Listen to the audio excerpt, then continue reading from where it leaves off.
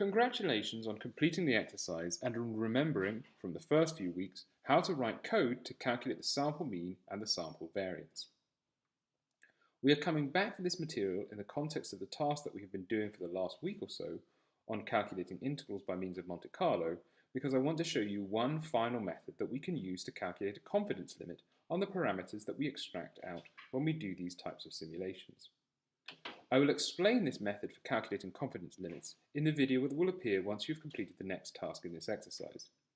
In this video, I just want to spend a few moments reviewing how the Monte Carlo sampling algorithm works and also reviewing what you did to complete this first task. Let's review the Monte Carlo sampling algorithm that I introduced in the previous video and exercise. This is first. The problem we were endeavouring to solve by using this technique was the determination of an integral. In other words, you were attempting to find the area under a curve.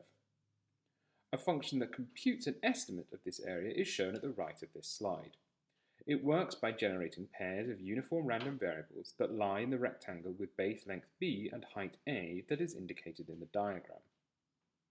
Multiple pairs of these random variables are computed, and the number that lie underneath the curve is counted.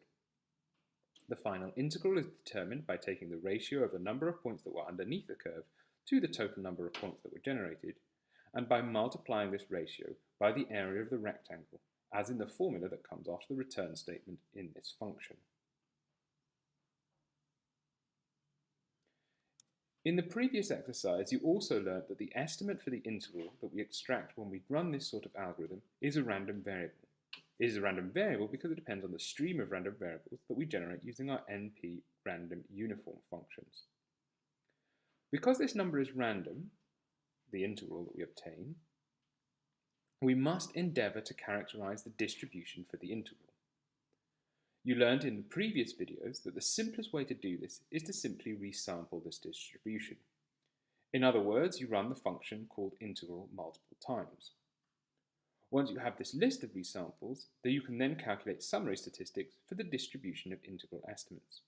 For example, you can calculate the 90% confidence limits using the code shown here.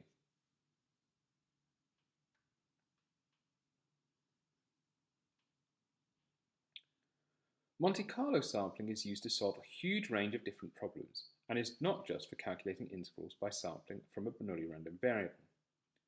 We have in fact been using this method, although we've not been calling it Monte Carlo, since the first week of this course, because whenever we sample from a probability distribution and compute a sample mean, we are doing Monte Carlo simulation. Consequently, the codes that you wrote in weeks 1 to 3 and that you just reproduced for this exercise, and that is shown here, is performing Monte Carlo sampling.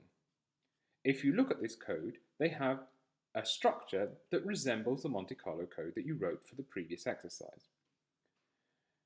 In that exercise, you generate a bunch of samples from a distribution, which is what's done here, and then compute a sample mean, which is done here in this code. Even the part down here of this code that computes the sample variance can be thought of as part of a Monte Carlo code. After all this code is doing is transforming each of the samples that we got from the uniform distribution by a function. This creates a set of samples from a new random variable. In the final line, we are thus computing a sample mean for these new samples. This sample mean happens to be equal to the sample variance for our original sample of uniform random variables. The reason that the Monte Carlo algorithms that we use works is illustrated by the graph shown at the right of this slide, that you will also have observed as you completed each of the exercise.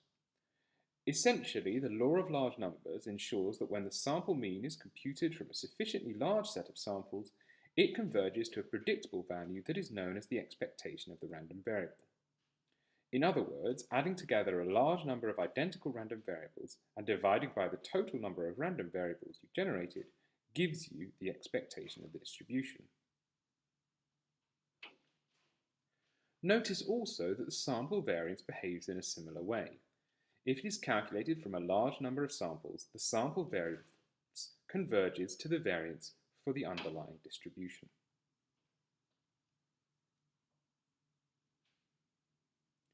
With all this in mind, the next task asks you to perform a little numerical experiment to ensure that you fully appreciate the difference between the sample mean and the expectation and this business of convergence. What you will need to do is to calculate the sample mean for a sample of n random variables. Furthermore, I would like you to repeat this procedure 10 times. In other words, I would like you to count 10 estimates of the sample mean.